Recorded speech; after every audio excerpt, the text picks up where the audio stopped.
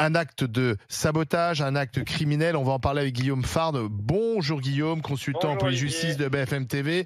Alors ce qu'on sait, c'est que 3 lieux ont été touchés cette nuit. Courtalin, Oui, Arras, Pagny-sur-Moselle. On a visé des installations SNCF qui, ça a réussi parce que ça a perturbé le réseau LGV. Des incendies volontaires qui déclenchés sur des installations. Une attaque a été déjouée sur le réseau Sud-Est.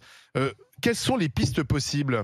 en fait, quand on a appris ces faits, Olivier, il y a eu plusieurs questions. Est-ce que c'est accidentel? Est-ce que c'est malveillant? On a la confirmation que c'est malveillant et que c'est coordonné. Après, se pose d'autres questions. Ça peut être qui? Au départ, on avait peut-être envisagé la piste russe parce qu'il y avait eu des tentatives d'ingérence, de sabotage de la part des Russes et qu'on est le jour de lancement des Jeux Olympiques avec cette cérémonie d'ouverture ce soir. Mais a priori, des premières informations qui nous parviennent, qu'on est en train de consolider, c'est plutôt du côté de l'ultra-gauche que les regards sont en train de se tourner de la part des enquêteurs, des services d'enquête, parce que il y avait des appels au sabotage, à l'entrave, à gêner l'organisation des Jeux Olympiques, et que c'est un mode opératoire dont, si ce n'est coutumier l'ultra-gauche, en tout cas, elle le préconise.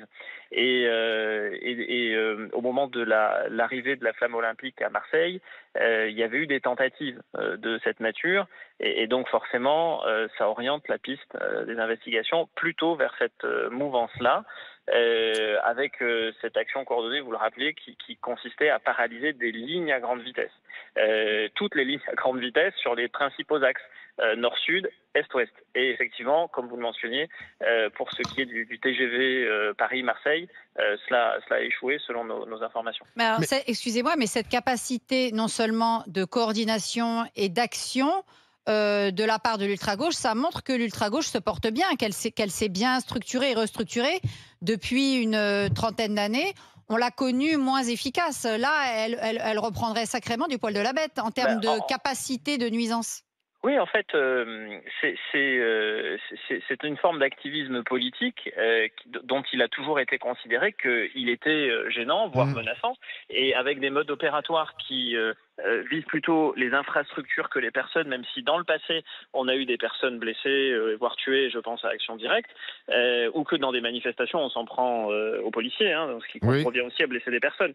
Mais en tout cas, il y a ce mode opératoire et il y a surtout le ciblage des Jeux Olympiques.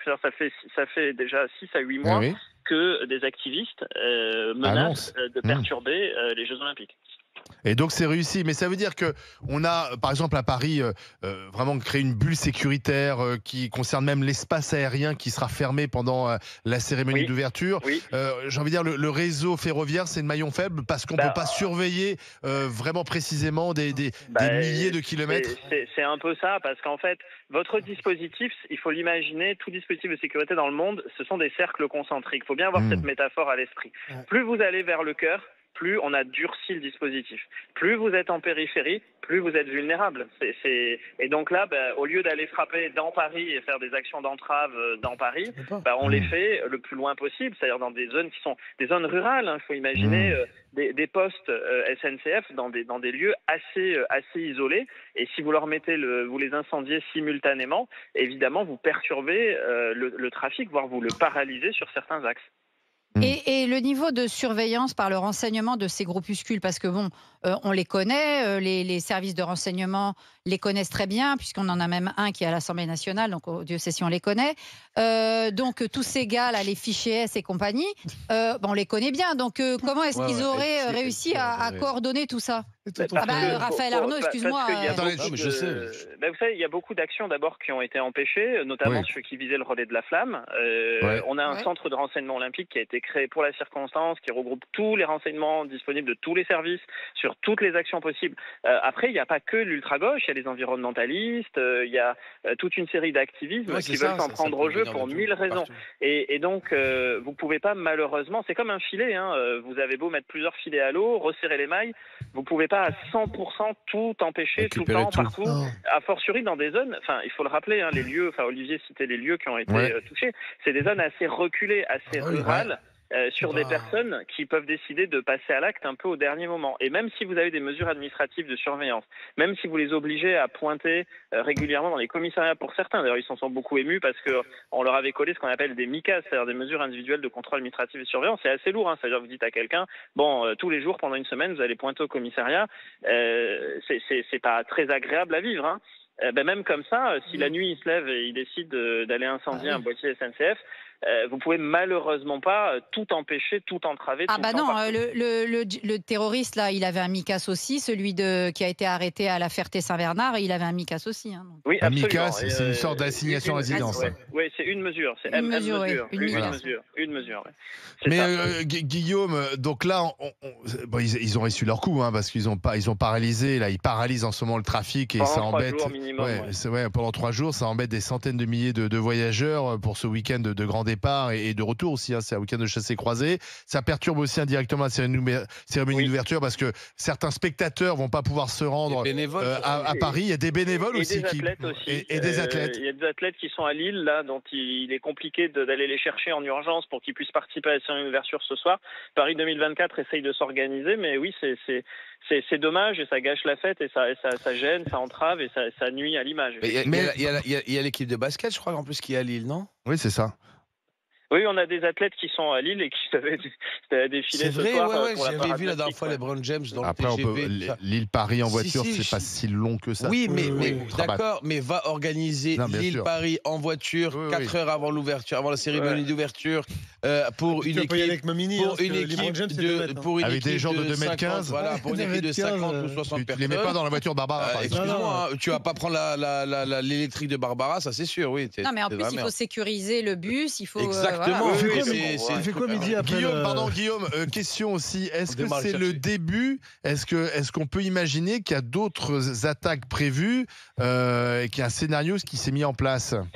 En fait, pour les menaces qu'on appelle revendicatives, politiques, activistes, on est souvent dans ce qui est des modes opératoires de gêne, d'entrave ou de diffusion de messages à caractère politique. Donc ça peut aller de la banderole. On en a vu une d'ailleurs pour le match Mali-Israël, une banderole qui appelait au soutien des Palestiniens, etc.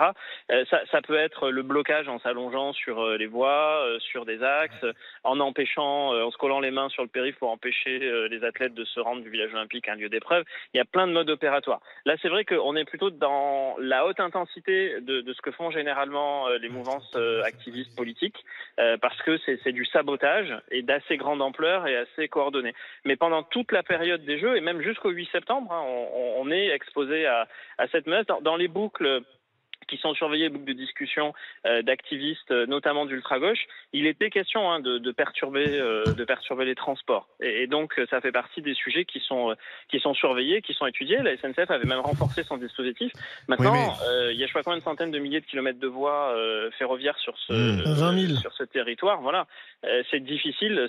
Mais ça, c'est que pour les. Mais Guillaume, pardon, mais on avait beaucoup dit qu'on avait ultra sécurisé Paris et peut-être qu'on avait fragilisé le reste de la France. Effectivement, Gérald Darmanin, ces derniers jours, nous expliquait qu'il n'y avait pas de menace précise sur la cérémonie d'ouverture. Ouais. Finalement, cette ultra-gauche, si c'est elle ou n'importe qui, ils ont déjoué en fait les pronostics. Effectivement, ils ne visent pas Paris, mais ils visent le reste de la France. De toute façon, en matière d'action malveillante jusqu'à terroriste, ce qu'on vise, c'est ce qu'on appelle les cibles molles.